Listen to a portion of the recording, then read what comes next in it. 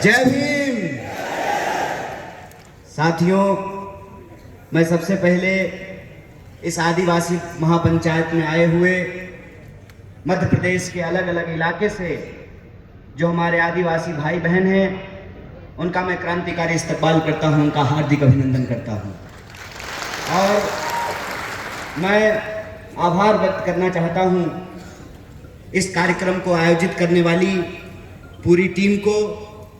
मैं आभार व्यक्त करना चाहता हूं मध्य प्रदेश के हमारे नेता पूर्व मुख्यमंत्री आदरणीय कमलनाथ जी का, पूर्व मुख्यमंत्री आदरणीय दिग्विजय सिंह जी का, और तमाम लोग जो यहाँ मौजूद हैं, मीडिया के साथी, पुलिसकर्मी, इंदौर शहर के बाशिंदे, आप सबका मैं शुक्रिया अदा करता हूँ, आपको धन्यवाद ज्ञापित करता हूँ।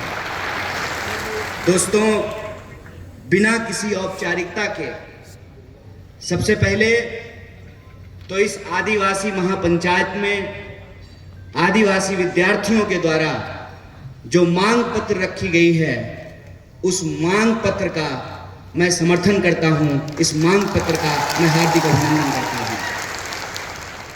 और यह जो मांग पत्र है, इस मांग पत्र को जब मैं पढ़ रहा था, हमारे क्रांतिकारी साथी ने क्रांतिकारी लहजे में यह मांग पत्र रखी है, क्योंकि हम आपसे भीख नहीं मांग रहे हैं, ये हमारा अधिकार है, आपको देना पड़ेगा, अगर नहीं देंगे तो छीन करके लेंगे, इस बात को याद रखिएगा। तो इस मांग पत्र को पढ़ते हुए जब मैं इसके एक एक डिमांड को पढ़ रहा था, एक जगह लिखा हुआ था आदिवासी महापुरुषों। दोस्त, आदिवासी समाज में महिला और पुरुष नहीं होता है, आदिवासी आदिवासी होता है। जितनी महिला का योगदान है उतना ही पुरुष का योगदान होता है। तो हम अपनी संस्कृति को नहीं छोड़ेंगे, हम अपने इतिहास को नहीं छोड़ेंगे, और हमको किसी और की संस्कृति और किसी और के इतिहास में अपने आप को एडजस्ट करने की जरूरत नहीं है। ये दूसरे समाज में होता होगा, महिला और पुरुष, आदिवासी समाज में महिला और पुरुष नहीं होता है। होता है क्या? हमारी बहनें बैठी हुई हैं, हमारे भाई बैठे हुए हैं। हमारे घर में, हमारे परिवार में जितनी इज्जत पुरुष का है उतनी ही इज्जत महिलाओं का भी होता है। यही आदिवासी होने की पहचान होती है। मैं आपसे आग्रह करता हूं कि आप महापुरुषों की जगह महामानव शब्द का इस्तेमाल करना शुरू कीजिए। अन्य मांगों को जब मैं पढ़ रहा था, यह जो मांग है, इस मांग के लिए मैं यह बात आप सबके सामने साझा करना चाहता हूं कि हमारे साथी ने कहा कि अब हम बोलना सीख गए हैं, अब हम राजनीति भी समझ रहे हैं, अपनी मांग भी हम मनवा लेंगे। और यह जो बोलने का इतिहास है, यह एक लंबा संघर्ष है, एक लंबी लड़ाई है। और इस संघर्ष में आपने बार बार देखा होगा कि किस तरीके से हमारी लड़ाई को गुमराह करने की कोशिश की जाती है, उसको भटकाने की कोशिश की जाती है। सबसे पहले जो हमारी पहचान है आदिवासी, उसको आजकल बनवासी करने का प्रयास किया जा रहा है। बोलिए, अगर वन में रहने वाले लोग बासी हैं तो जो लोग फ्लैट में रहते हैं उसको फ्लैट वासी कहना शुरू कर दें क्या? अरे भारत में रहने वाला हर कोई भारतवासी है, लेकिन इस जमीन पर सबसे पहले जो उन्होंने रहना शुरू किया, निवास करना शुरू किया, वो आदिवासी हैं। और ये सम्मान की बात है, ये गर्व की बात है। जो इस बात को गुमराह करना चाहते हैं, उनकी राजनीति आपको समझना पड़ेगा। उनकी राजनीति क्या है? उनकी राजनीति यह है कि आपका जंगल काटने के लिए आप कुल्हाड़ी का इस्तेमाल करते हैं, लेकिन उस कुल्हाड़ी में जो लकड़ी लगी होती है वो किसी पेड़ की ही लकड़ी होती है। यह जो राजनीति है, इस राजनीति को हमको समझना पड़ेगा कि हम किस दौर में आज आकर के खड़े हैं। देश की महामहिम राष्ट्रपति आदरणीय द्रौपदी मुर्मू जी भी आदिवासी हैं कि नहीं हैं? और आपने टीवी में देखा होगा, बड़े जोर शोर से कांग्रेस पार्टी पे कीचड़ उछाला गया कि हम आदिवासियों का सम्मान नहीं करते हैं।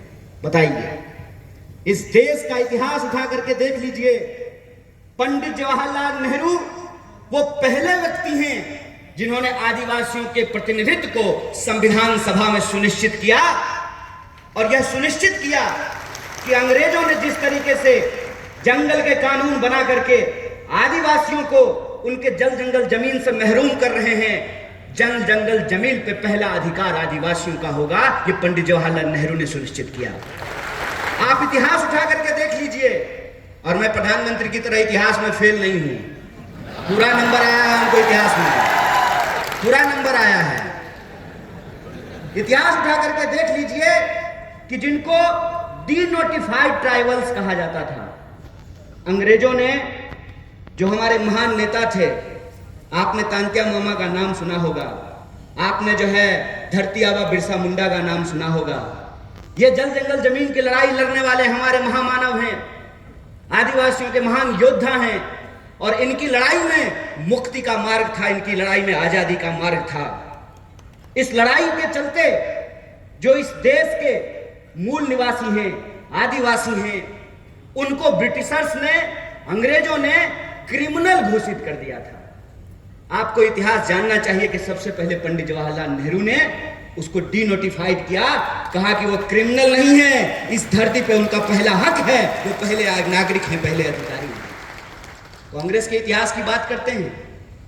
आप मुझे बताइए, हमारे साथी ने बिल्कुल ठीक कहा, अगर आपका वोट और हमारा वोट एक नहीं हुआ होता, क्यों पत्रकार महोदय, आपका वोट और एडिटर का वोट एक नहीं होता,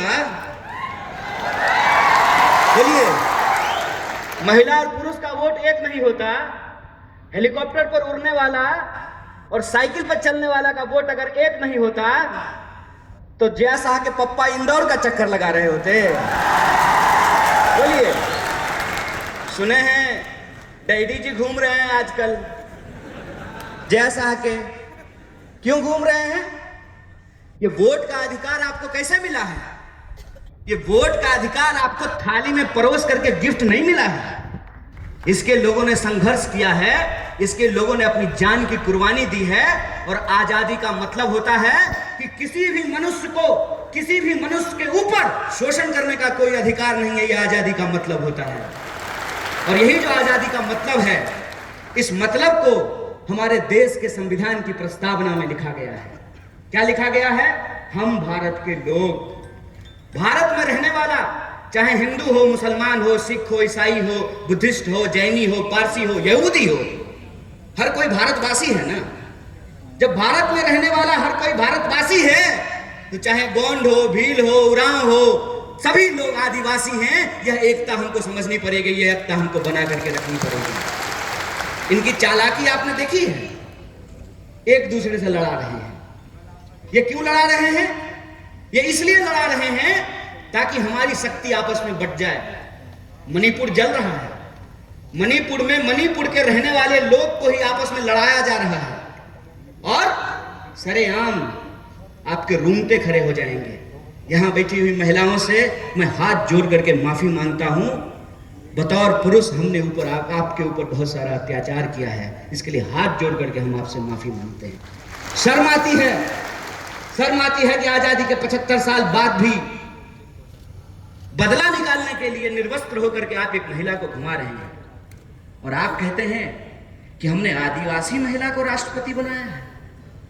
आप एक आदिवासी महिला को राष्ट्रपति बनाए हैं और एक आदिवासी महिला को निर्वस्त्र करके घुमाया जा रहा है, और महामहिम अपने मुंह से एक शब्द नहीं बोलती हैं।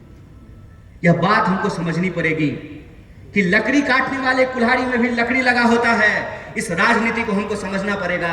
हमको समझना पड़ेगा कि अगर जो हमारा वोट और आपका वोट एक है, महिला और पुरुष का वोट जो एक है, हेलीकॉप्टर पर चलने वाला और फॉर्च्यूनर पर चलने वाला और टूटी हुई साइकिल लेकर चलने वाला का वोट जो एक है, यही वोट की ताकत है कि यह जमहूरियत जिंदा है, यह लोकतंत्र जिंदा है। 5 साल के लिए ही सही, 5 साल के लिए ही सही, इनको जनता के बीच जाना पड़ता है, जनता की अदालत में आना पड़ता है, और अपनी नाकामियों को छुपाने के लिए तरह तरह का झूठ बोलना पड़ता है। अभी हमको एक पत्रकार पूछ रहे थे कि गृह मंत्री ने कहा है, माँ बाप ने कितना सुंदर नाम रखा है, नरोत्तम, नड़ों में उत्तम, और काम कैसा है? निकृष्टम। कैसे है निकृष्टम? निकृष्टम ऐसे है कि भाई तुम सरकार चला रहे हो, 20 साल से तुम्हारी इस प्रदेश में सरकार है और तुम विपक्ष की तरह सवाल पूछ रहे हो। है दम चैलेंज करते हैं यहां से खड़ा होकर के। इंदौर में 2 गृह मंत्री है, चैलेंज करते हैं कि अगर हमने गलत किया है तो हमको इंदौर की जेल में डालो, अगर हमने गलत नहीं किया है तो देश से गुमराह करना बंद करो, देश से माफी मांगो, बकवास करना बंद करो। हमको मालूम है कि ये झूठ क्यों बोलते हैं। ये झूठ इसलिए बोलते हैं क्योंकि हमारे सच का सामना नहीं कर सकते हैं। करेंगे हमारे सच का सामना। सच ये है कि इनका बेटा विदेश पढ़ने के लिए गया है, मामा का।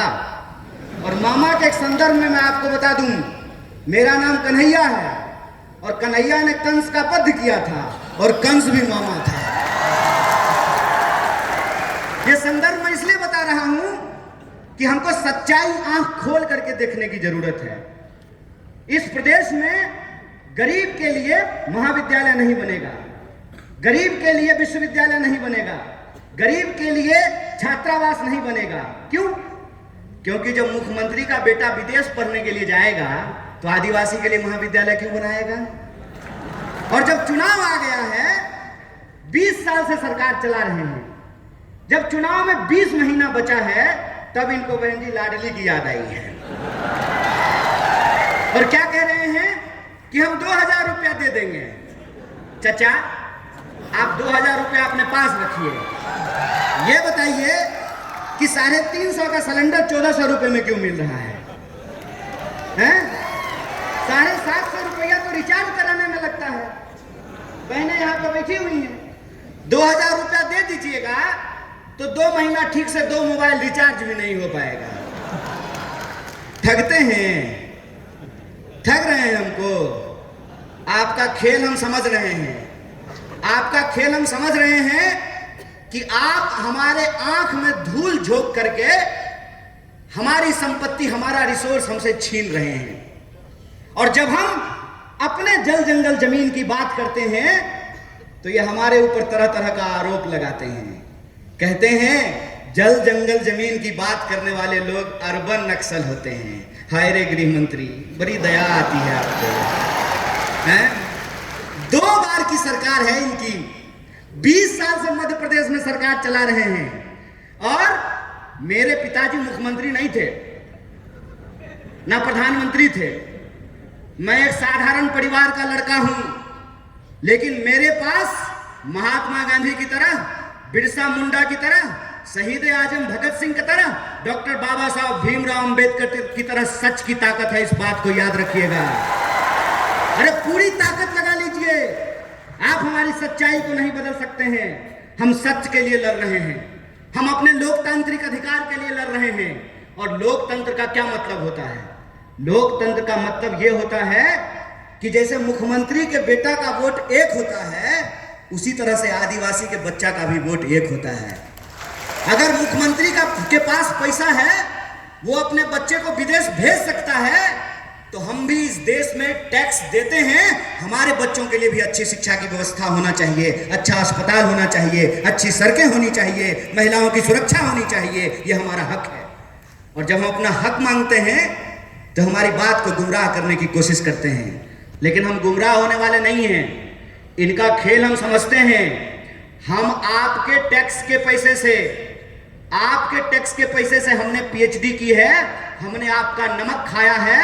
और हम नमक हराम नहीं है, हम नमक हलाल हैं। और हम आपके साथ यह नमक का वादा करते हैं क्योंकि हम महात्मा गांधी की पार्टी से हैं। और महात्मा गांधी ने नमक का आंदोलन कराया था और अंग्रेजों को धूल चटाया था। इस बात को हम इनको याद दिलाना चाहते हैं।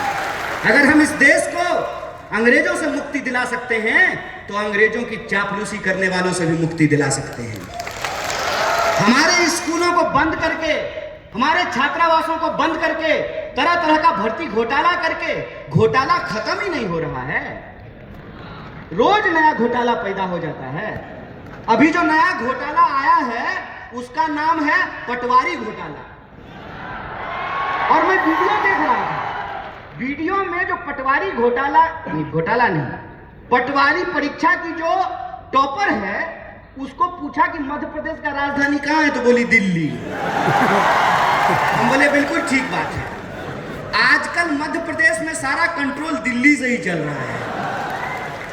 बेचारे नरोत्तम मिश्रा जी, उनको फिल्म का बड़ा इंटरेस्ट है, अक्सर दीपिका पादुकोण को देखते रहते हैं कि दीपिका पादुकोण क्या पहनी है। अरे राज्य चला लो यार, गृह मंत्री हो, तुम्हारे राज्य में सबसे ज्यादा महिलाओं के खिलाफ अत्याचार हो रहे हैं, सबसे ज्यादा आदिवासियों के खिलाफ अत्याचार हो रहे हैं, राज्य समझ में नहीं रहा है। कहते हैं ना, घर में नहीं दाने, अम्मा चली भुनाने। पहले अपना राज्य तो चला लीजिए। आए दिन घोटाले होते रहते हैं और पूरा कंट्रोल। पहले इनको मुख्यमंत्री बनने का मन था, मुझे भी सूत्रों से पता चला है। क्या जी साहब, मीडिया के लोग यहाँ बैठे हुए हैं, बोलिए ना, डरिए मत। अरे लोकतंत्र है, सबको बोलने का हक है। अरे हम लोग तो एक नारा लगाते हैं, जगह है कितनी जेल में तेरे, देख लिया है देखेंगे। कितने लोगों को जेल में डाल देंगे। सच बोलिए, सच की ताकत होती है। पहले इनको कहा कि ऐसे ही उलझुल बात किया करो, सोशल मीडिया पे पॉपुलर हो जाओगे। और जैसे पटवारी की परीक्षा की टॉपर को मध्य प्रदेश की राजधानी दिल्ली लगती है, इनको भी सत्ता का केंद्र आजकल दिल्ली लगता है। और जब चुनाव आता है तो दिल्ली इंदौर में घूमना शुरू कर देता है। आजकल दिल्ली इंदौर घूम रहा है। तो जब आ ही गए हैं नेकी और पूछ तो इनसे पूछ लेना चाहिए कि क्यों घोटाले पे घोटाले हो रहे हैं, क्यों आदिवासियों के खिलाफ अत्याचार हो रहे हैं, क्यों महिलाओं के खिलाफ अत्याचार हो रहे हैं, क्यों आपके द्वारा किए गए एक भी वादे पूरे नहीं किए गए। और जब चुनाव आया है, लाडली योजना, समझ रहे हैं साहब, अपने लाडले के लिए लाडली योजना लेकर के आए हैं साहब। ये सच्चाई हम देख रहे हैं।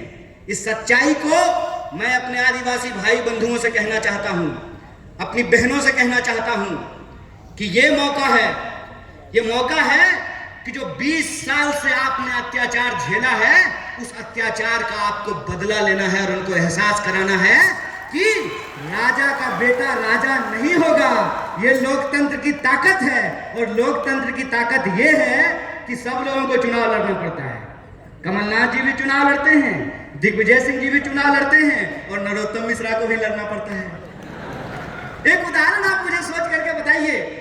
और यहाँ पे चूंकि कांग्रेस के वरिष्ठ नेता मौजूद हैं और हमारे आदिवासी भाई बंधु हैं, इसलिए कहना जरूरी है कि श्रीमती गांधी को 2 बेटे, संजय गांधी और राजीव गांधी, दोनों कांग्रेस में थे।